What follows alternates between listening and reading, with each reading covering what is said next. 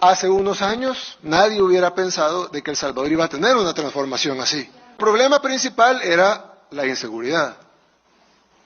Y empezamos a trabajar para darle seguridad a la gente, a trabajar como trabaja el ser humano, con lo que puede, con las herramientas que tiene a disposición, con lo que Dios le pone normalmente al ser humano. Las herramientas normales que Dios nos da a todos. Nuestra mente, nuestras manos, nuestra voluntad, nuestros recursos. Y en el caso de un gobierno, pues los recursos de un gobierno, etcétera, ¿no? Y nos fue bien. Y digo, nos fue bien, no porque tuviéramos los grandes resultados, sino porque logramos algunos avances y a la gente le parecieron bien. Tanto que la gente nos dio más apoyo y más apoyo. Y nosotros estábamos contentos con lo que habíamos logrado. Habíamos bajado de tener 15 homicidios diarios a tener 4 homicidios diarios. Pero este seguía siendo un país muy, muy, muy inseguro. Seguían habiendo una tasa de homicidios altísima. Habíamos salido, sí, el top 5 mundial, pero seguíamos siendo un país. No se podía decir que estábamos viviendo una transformación divina o que Dios nos estaba sacando de donde estábamos, simplemente se podía decir que estábamos actuando humanamente bien.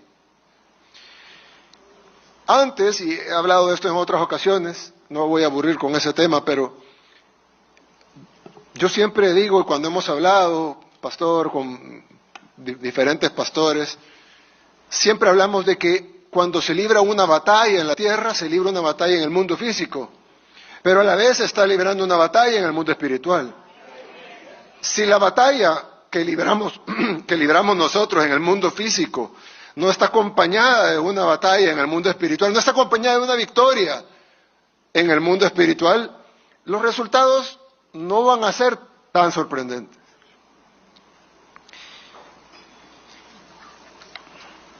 Y en el 2022, el año pasado, tuvimos el fin de semana más sangriento que habíamos tenido. En 3 días asesinaron 84 salvadoreños. En un día asesinaron 60, en uno de esos 3 días asesinaron 62. Cada 15 minutos nos avisaban de otro homicidio. Cada 15 minutos nos avisaban de otro homicidio.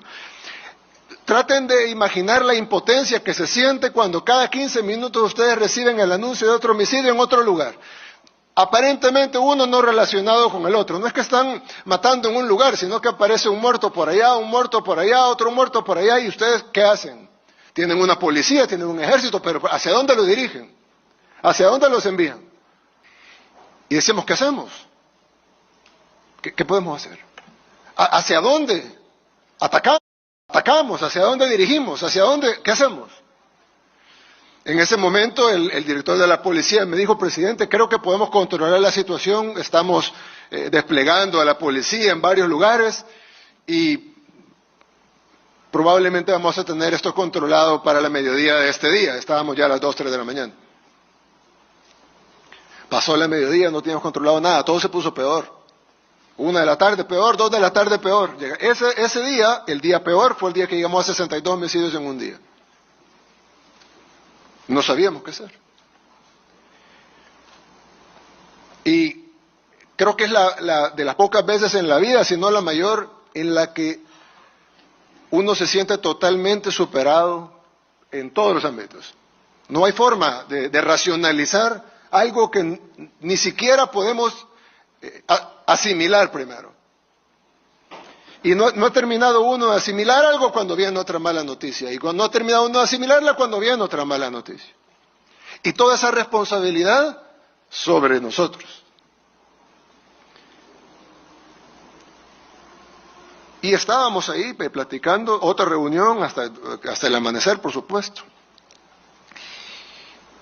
Y en eso tomamos varias decisiones.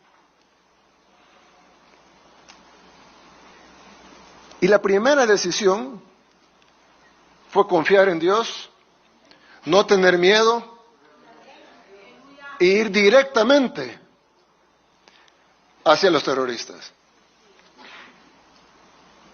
Pero para que funcionara, tenían que pasar hecho 84 homicidios, sí. Pero si ellos decidían dar la orden de que cada uno de ellos matara a alguien, y no estoy hablando de a alguien, a un objetivo militar, estoy hablando de matar a la persona a la par. A una anciana en el bus, a una persona que está caminando en la calle, a una vendedora de frutas. Si cada terrorista hubiera matado a una persona, tuviéramos no 84 muertos, tuviéramos 70,000 muertos. Y eso solo requería una orden de los terroristas. Sí, estoy seguro que un terrorista puede matar a más de uno, pero digamos que 10 mataran a uno. Por cada 10 terroristas un muerto, que sería un fracaso logístico para ellos. Serían 7,000 muertos. Y por supuesto nuestra sociedad no podía soportar tener 7,000 muertos. No se diga 70,000. 1,000. El miedo que teníamos a la respuesta era mayor que la confianza en nuestra capacidad de poder detener la matanza. Entonces, no solo teníamos que lograr el milagro de ir a detenerlos, sino que teníamos que lograr el milagro de que ellos no le respondieran matando a la gente, que algo los detuviera mientras los agarrábamos. Además, habían 3 grupos y no teníamos la fuerza de ir contra los 3 al mismo tiempo. Entonces decidimos ir contra uno. Y cuando lo desarticuláramos, iríamos contra el otro. Y cuando lo desarticuláramos, iríamos contra el otro. Pero necesitábamos otro milagro. Que los otros 2 grupos no supieran que iban ellos después. Y luego necesitábamos otro milagro. Y era que no ha habido no hay un tan solo ejemplo en la historia de la humanidad en donde un gobierno ha desarticulado 70,000 terroristas sin una tan sola baja civil. Sinceramente, yo confiaba 100% en que lo que estábamos haciendo era lo correcto y confiaba 100% en que teníamos el favor de Dios, porque siempre lo hemos tenido. Pero no pensé jamás que Dios nos concedería toditos los milagros. Pensé que de los 10, de los 20, 30 que necesitábamos, Dios tal vez nos concedería 5, 7, 12 y nos iría bien. Pero no perfecto.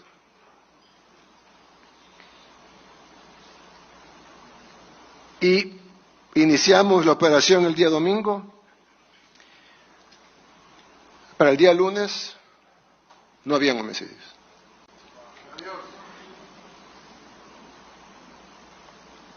Los terroristas, los pandilleros, los mareros empezaron a esconderse. Corrían, huían despavoridos. Nosotros estábamos luchando una guerra acá.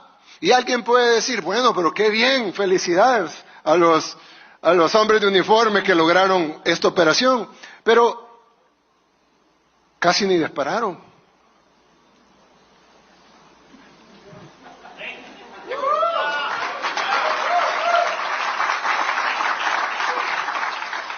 Porque la guerra se ganó a nivel espiritual. Y nosotros fuimos el reflejo de esa guerra espiritual. Aquí se vio el reflejo, así como un espejo. En el espejo se ve que algo se está moviendo, pero en realidad nada se mueve en el espejo. El que se está moviendo es uno y en el espejo se ve el reflejo. De igual manera acá nosotros nos vimos en las calles arrestando terroristas, pero realmente solo el reflejo de lo que se había ganado en la guerra espiritual. Por eso El Salvador, que no es el país más rico, que no es el país más tecnificado, que no es el país más poderoso, pero es que ni siquiera, hasta suena tonto decirlo, por supuesto que no somos ni por cerca, no somos ni el top 100. Estaba logrando lo imposible. ¿Por qué? Porque éramos el reflejo. ¿Y por qué éramos el reflejo? Porque pedimos con fe. ¿Pero por qué también? Porque Dios quería que fuéramos testimonio de su gloria en la tierra.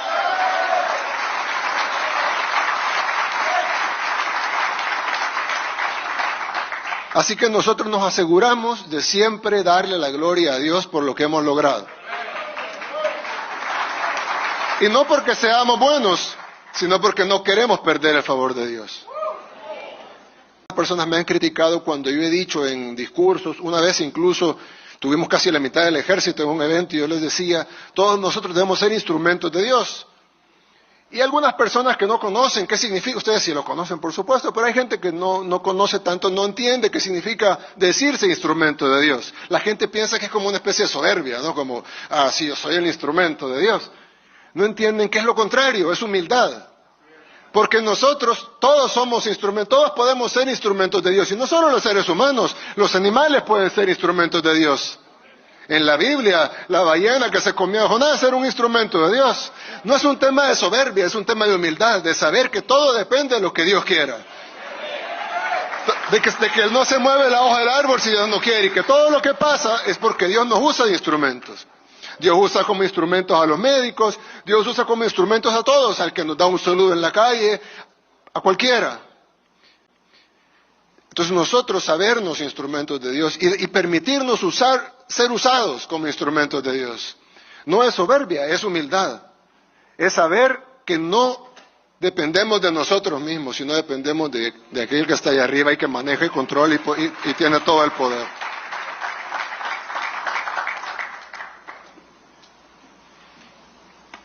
Y alguien puede decir, bueno, pero sí, pero está bien, tiene lógica la teoría, ¿no? Que hay que ser instrumento de Dios, pero ¿cómo podemos estar seguros de eso?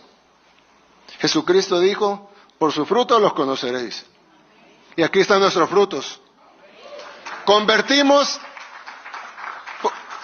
por obra de Dios, al país más inseguro del mundo en el país más seguro de América. No hay ningún tan solo lugar en este país que sea peligroso ya. Decir eso después de que éramos el país más peligroso del mundo, es que muchas personas no comprenden la grandeza de la gloria de Dios cuando se manifiesta.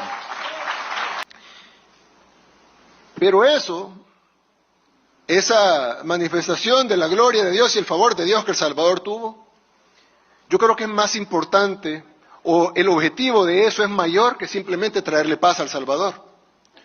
Para mí, como presidente del Salvador, pues qué bueno que sea paz para El Salvador, pero creo que el objetivo de Dios es mucho mayor.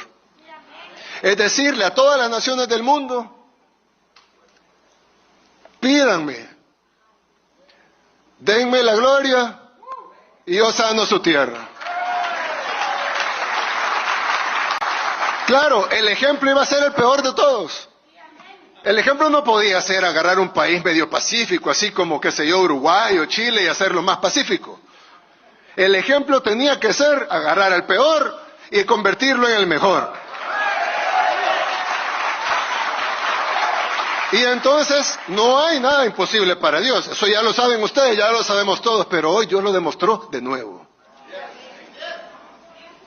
Yo les quiero pedir nada más dos cosas. Una, le quiero pedir siempre al pueblo salvadoreño, a muchos de aquí son del pueblo salvadoreño, les quiero pedir que siempre tengamos la humildad para darle la gloria a Dios y saber que el mal sigue acechando y que en el momento que dejemos de darle la gloria a Dios, el mal puede volver.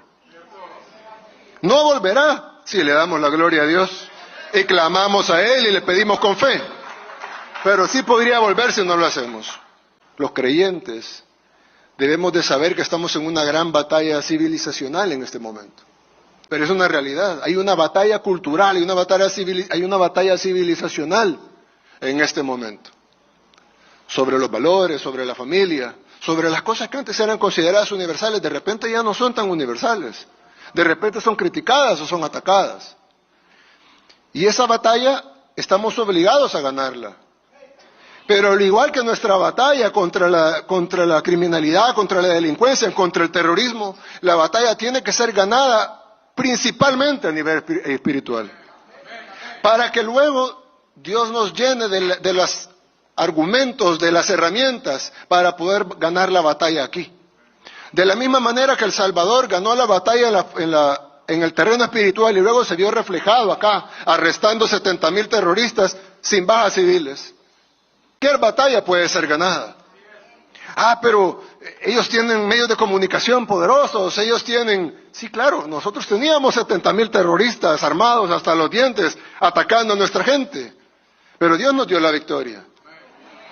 Entonces Dios también nos puede dar esta victoria, sobre todo porque es la causa justa. Y esta batalla es una batalla por las almas. No es una batalla por territorio, no es una batalla por dinero, no es una batalla por conquista, es una batalla por las almas.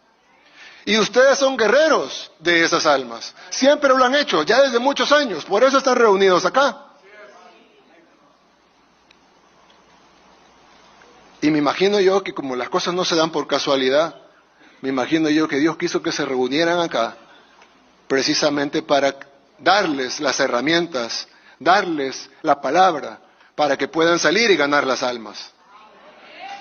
La historia de Salomón, cuando Dios le preguntó qué deseaba, y él dijo que deseaba sabiduría. Y Dios le dijo, te daré la sabiduría, pero también te voy a dar todo lo demás que viene por añadidura por la misma sabiduría. Oremos por eso. Pidámosle a Dios siempre sabiduría. Y Dios nos va a dar todo lo demás. Todo lo que necesitamos para las batallas que vienen y para el mundo que debemos de construir, para las almas que debemos salvar. Me honran con esta invitación. Ustedes son hombres y mujeres de Dios, gente que le ha dedicado su vida entera al Señor. Eso no es algo pequeño, eso es algo inmenso. Sigamos pidiendo, sigamos orando, sigamos luchando esta batalla en el terreno espiritual y todo lo demás se va a reflejar aquí en la tierra. Que Dios los bendiga a todos. Sepamos que sin Dios nada es posible, pero con Dios todo es posible.